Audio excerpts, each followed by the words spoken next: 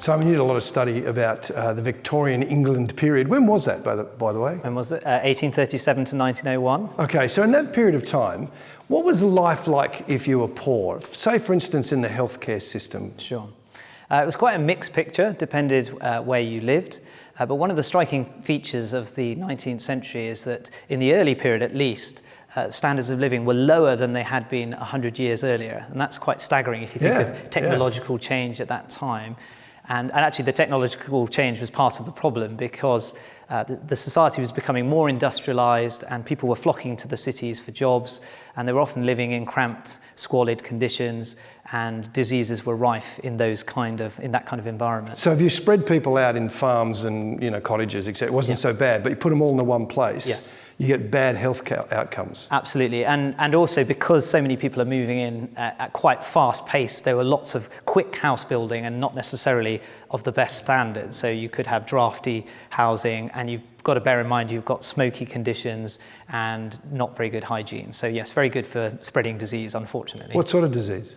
There's absolutely loads at this time. So you would have, for example, typhus, you have typhoid, cholera comes in later, you have scarlet fever. Influenza itself was very dangerous at the time, and there are many others as well. So yes, they could be very dangerous. Some of them we now obviously have prevention for, but actually at the time they could be devastating in the population. I don't know almost any of those, but I'm sure none of them are very good for you. No, and the problem is if you come from a poor background, you're probably malnourished and your body just doesn't have very strong defences. So diseases could spread quite quickly, and people could succumb to what we would now consider fairly minor conditions. But of course, we know even today in the developing world, some of these diseases can be devastating if they're not treated, and in poor societies particularly. If you weren't well off at that time, what were your healthcare options? Depended where you lived, but if you were utterly destitute, you would be taken into a workhouse by the poor law authorities. You were kept there, they wouldn't let you out, and they would give you rudimentary healthcare. If you were lucky, there might be a voluntary hospital nearby, and they were charitable institutions where you could be referred. But ultimately, most people relied on good fortune, a bit of ingenuity to survive, and the goodwill of others. So that might be charitable institutions, or maybe a benign employer, if you were lucky, might pay for your medical bills. But sadly, there weren't many options at this time. There was no universal healthcare. We'll come back to that. Let me just ask you, so between the age of 5 to 15, or even younger than that, what were your chances of survival? Yeah, I mean, it was very hard conditions at that time. So for a start, if you were from a poor background at least, you might be lucky to make it to childhood in the first place. So infant mortality rates were very, very high, particularly in urban areas. It could be as high as 1 in every 2 children of the poorest sections of society would die before they were 2, and it could be higher than that still, so 1.5 sometimes in every 2. So unfortunately, your life chances are quite low. If you then make it through to childhood, you would have to contribute to the family purse at quite an early age, often around 10 years old, sometimes earlier, sometimes a bit later. And the other thing to bear in mind is that you were often working in what we would now consider to be environments that were quite dangerous. Lots of the jobs at this time had considerable what we call occupational hazards in the time before you had the likes of health and safety regulation. So although those were coming in 1830s and 1840s, many working environments were very dangerous, and often children were used in some of the hardest roles. They were the lowest paid staff, and they would often be sent to do some of the jobs that adults couldn't do. What would they be? What would those jobs be? There were all kinds of different things that they could do depending where they were, but you had obviously chimney sweeps as a classic one because they were smaller, they could get up chimneys, but of course falling down or getting stuck was an occupational hazard. In factories, you often had children working around machinery underneath, sort of keeping them clear, but of course it's very dangerous working near moving machinery. And then in agricultural setting, often that you had them just doing things like scaring birds in fields, but often you'd be working on your own in very cold conditions. And then in mines as well, they were often used just for doing things like opening doors and closing them in these sort of dark conditions. So quite dangerous conditions, and scary if you think of the age that some of these children So were. they worked pretty much 6 days a week, didn't eh? Yes, that's right. Yeah, so they were, by modern standards, working very long hours. And again, that's another feature of your own health, is that you will often be working long hours in difficult conditions, and that took a toll on your health often. You mentioned before that there were groups that were helping. At what point did the church become involved, and how was the church involved at that period? It depends what you count. So we had the poor law system operating for centuries. So that was parish-based help for the poor. So you would have alms giving in the Middle Ages, for example, and that later on became a more formal process where you could have out relief, which was relief given to people in their own homes, as well as within workhouses sometimes, which is when people are taken in and looked after by the community. So the church has always been at the forefront of caring for the sick and needy, but in the Victorian period you get sort of a more formalising of that process, as well as also a lot of charitable activity going on. It's actually one of the major features of the Victorian period is the amount of philanthropy that's going on by people, and a lot of that is motivated by religion, and evangelicals, for example, are very active in lots of areas of life at this time. Do you know what caused them to be so active, the evangelicals? Yeah, it was basically they had a strong onus on sin and also personal responsibility for the Lord, and they were very concerned about both saving souls and the moral behaviour of people. So reforming both the character and saving souls in the process. So. And a lot of them had a very strong onus on character and hard work and personal responsibility as well, so towards the wider community. So lots and lots of them, they turn up everywhere in Victorian philanthropy, and a lot of them would have had strong religious motivations for what they were doing. This is a difficult question, but let me ask you, is there a way of looking at the Victorian era and going, what would it have been like if you took all that church activity out of something like healthcare? Is that possible to even comment on? Yeah, it's one of these questions that we like to ask, is actually what would have happened. But it's actually very difficult to say that, partly because a lot of healthcare improvements came along, they were reactive. So when you get outbreaks of cholera or different diseases, then often someone has to act in a certain way. So it's actually difficult to say. But there's no doubt that religiously motivated people were at the forefront of huge numbers of different areas of philanthropy at this time. So without them, you would certainly have struggled. And there's a question mark as to how much people would have cared for others if you got rid of those ideas that motivated them in the first place. In the same area of healthcare, but looking at, say, one of the characters of the last couple of hundred years, Florence Nightingale, tell us about her. Sure. Well, she was undoubtedly one of the most intriguing figures of this era, and this is actually one of the difficulties with studying her, because there's so much legend surrounding her story that it's sometimes difficult to separate fact and fiction. But she's a very interesting figure. So she was highly educated, she came from a very wealthy background, but the problem for her is that she had a very strong calling to helping the sick, but she lived in an age when it was considered unacceptable for a woman of her stature to be in that kind of profession. At this time, if you worked as a nurse, that you would have to be working class. That is what you were if you were going to be in those kinds of profession. And so she actually had quite a long battle with her own family to try to let her be used in what she considered to be her calling. And she eventually took an unpaid role running essentially an elderly people's home for the sick in London. And she actually did such a good job that the British government actually asked her to run a hospital near Istanbul during the Crimean War. And what was interesting about that is there was actually a public outcry about the conditions there. And so the government had to act, and they thought she would be the best person to do it. But as a result, she actually arrived with already the public eye looking to see what was going on there. And she had an incredible impact in improving the conditions for the soldiers. So lots of people were dying from infection at that time, and she worked tirelessly often against quite a difficult bureaucracy of the British Army to improve things. And she just became a national heroine. She was hugely popular in Britain, and one of the reasons for that as well is that she worked tirelessly to the detriment of her own health. So she was quite sick in the process, and many people pointed out that she was this angelic figure who was helping the British soldiers, and in doing so actually nearly ended up dying herself. So she's in the Crimean War and dealing with dying, wounded soldiers. It's a very hands-on kind of role for somebody of her stature in the society. Yeah, absolutely. And one of the slightly unfortunate things is we think of her as just a nurse.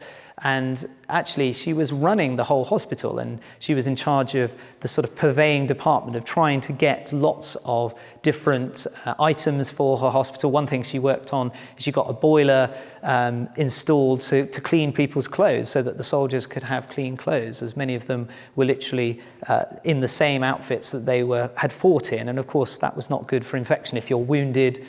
So she did a huge amount for that, and also she actually challenged people's assumptions of what a woman could do at this time, or a woman of her stature at least. There's an interesting few pieces in that, isn't there? Like she was obviously brilliant, very committed, a keen mind, and that kind of character trait that you couldn't say no to. Yes, yeah, and she was a very strong character. So this is one feature of her, and actually she exerted a lot of her influence through letter writing.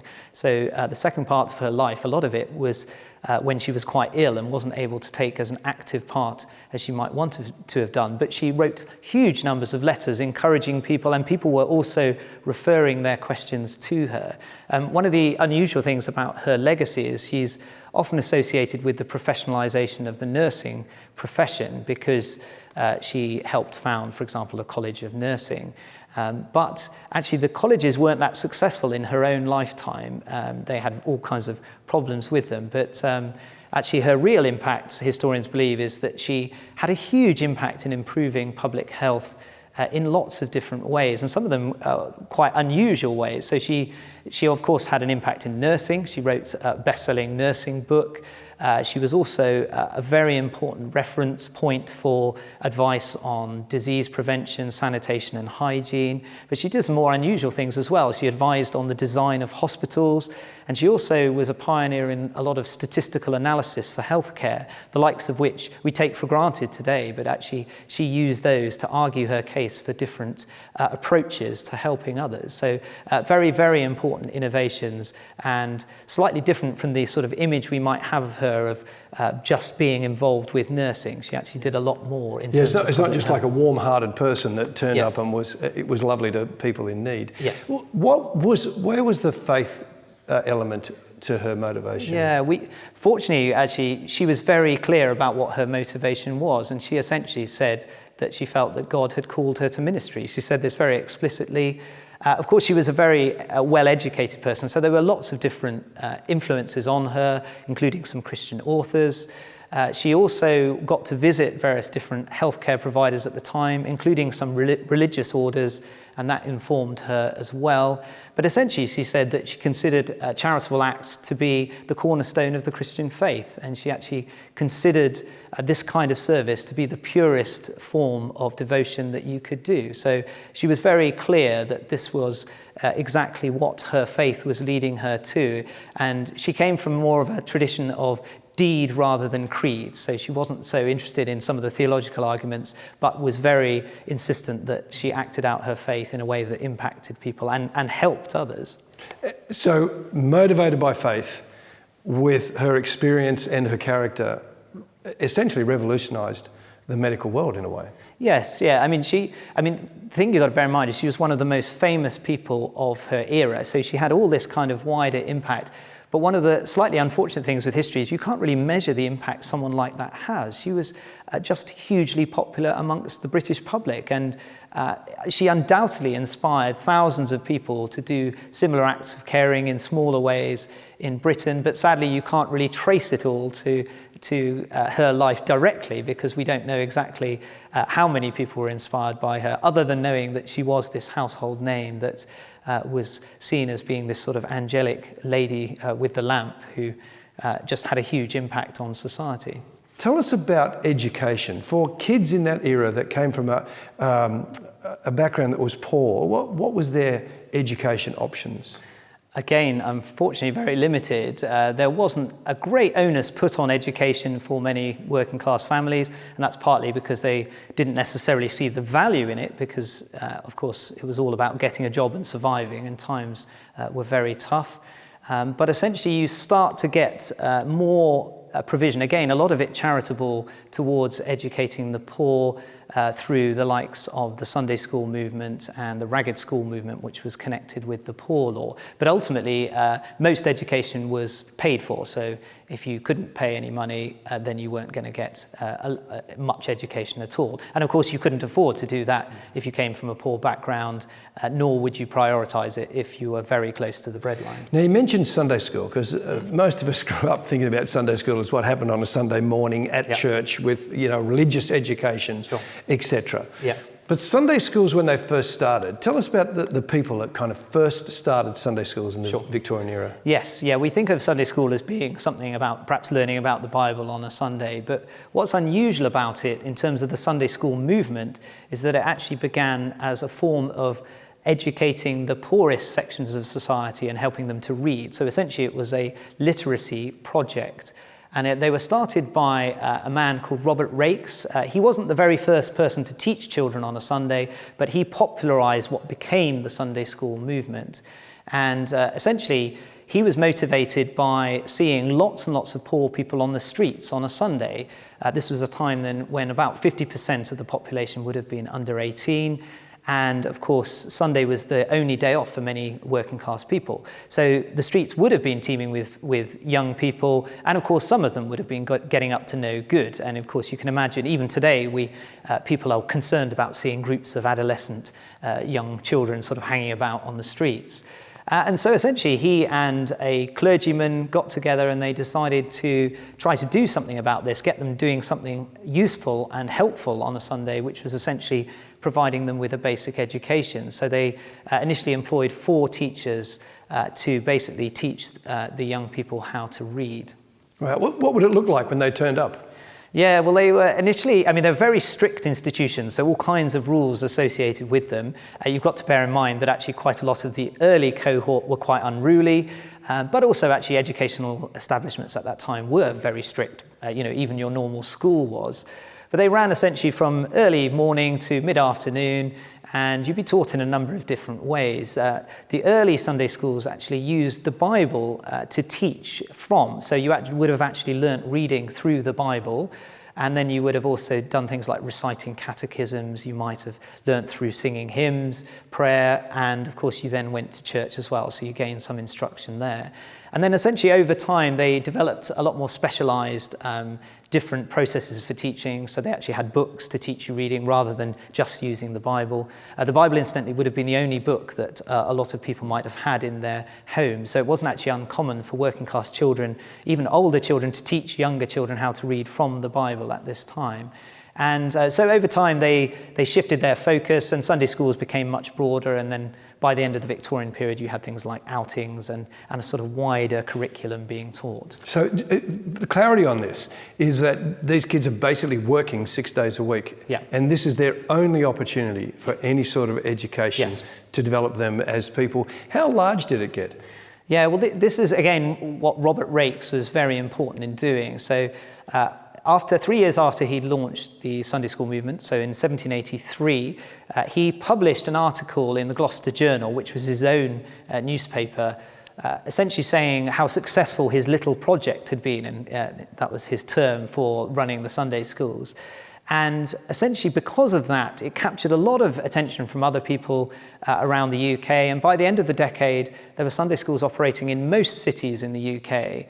And then the other second really important feature of that is that groups then got together to form their own societies and movements to share information and encourage each other. But this very much helped in improving standards. People would share details about different ways of teaching, different ways of testing students, different rules and regulations that worked. So you had a Sunday school society in the 1780s, you had a Sunday school movement in the first decade of the 19th century, and they were very, very important. And they also went global, so this became a global phenomena, and you had them operating in North America as well as around the world, as well as in England. But they by the 1830s, about 20% of the population were educated in Sunday schools, and they were actually one of the main ways in which the working class children were educated. Not the only way, but one of the crucial ways that a lot of them were. And also, Sunday became known as the day that you went to Sunday school. So if you were a child, it was sort of expected that you went to Sunday school. Any idea of what number children would have been in this at that period of time? By the end of the 19th century, we're talking about 16 million children at that time, and that's globally. So quite a lot of that was in North America as well as the UK. So a lot of people are being taught in this way. So it was a very, very important educational initiative, especially if you think initially it was simply a sort of literacy program for the poorest in society. But of course, by that point, it had become much broader and was teaching a much wider range of things. Robert Raikes as a person, obviously he's using a church. He's doing a Sunday school in a church. Yeah. His motivation? Yeah, I mean, he's quite an interesting figure. So he was a rich businessman. He was devout, personable. He was involved in some philanthropy. But he wasn't an evangelical, so he wasn't moved by any strong desire to convert the masses or to reform people's behavior. But in this case, he was simply responding to a need. He saw lots of children out on the streets on a Sunday and thought it was a good idea to help them by providing an education. And also that was connected with obviously finding them something helpful to do on a Sunday. So there were quite strong Sabbatarian principles at that time, which is essentially making sure you were doing the right thing on a Sunday. Mm. Obviously they died out. Was that because the government took up that role? It was, yes. So Sunday schools were important because they were one of a number of initiatives teaching working class children, and there were other initiatives that came through, and they contributed to changing attitudes to education, and eventually the state decided to start compulsory education in 1870. But what that did, of course, is it removed the need amongst working class communities for Sunday school in terms of just learning literacy, and then Sunday schools become more focused on religious education rather than teaching you to read, for example.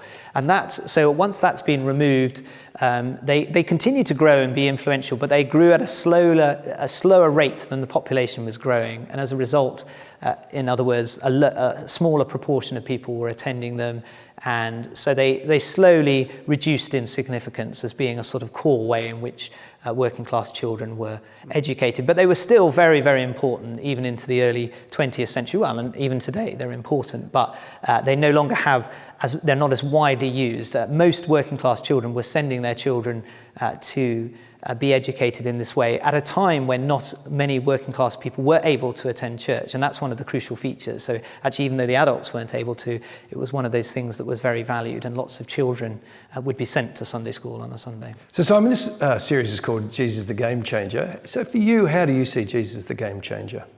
Well, I think from a historical perspective, I think we can quite clearly see that lots and lots of people throughout the ages have been motivated because of Jesus's actions and teaching, particularly in relation to helping the marginalised and the poor. And there's just so many examples of that. And of course, many people are quite explicit in their motivations in describing why they've done that, or the change that has happened to their own hearts that has led them to want to care for the needy. So that's one clear thing you can see. From an educational background, of course, Christianity has put an onus on understanding the Bible, and of course that has inspired all kinds of educational initiatives throughout history. Of course, the great universities, including Oxford University, where we are here, they were religious institutions initially, and all kinds of ideas come out of those. Of course, you had the scientific revolution coming out of what was originally religious teaching.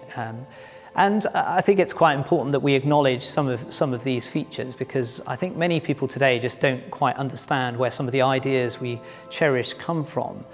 One very important concept that we have in the Western world is universal equality, egalitarianism in the philosophical sense. And this is the foundation for our human rights, the democratic process, and the likes of our freedom of conscience. And actually intellectual historians have said this quite clearly was popularized by Judeo-Christian principles, specifically the Jewish concept of justice and the Christian concept of love. And I think it's just very important that we understand the ramifications of that, because many of us today, we just sort of take for granted what's happened in society, but actually Jesus' teaching has had a profound impact, not only in making amazing people do incredible things, but also in shaping the culture that we know and love today, even though we don't necessarily know where it comes from. A final point I would say is I would encourage people not to take my word for it, but actually to take history seriously and look at it for themselves. You can actually look at communities historically that have become Christian, and you can see the impact that it's had, not only within the community, but in the wider society itself. So I would just very much encourage people to look into the history. Of course, Christian history isn't all perfect, but you can say a profound influence on both individuals and the communities which have become Christian.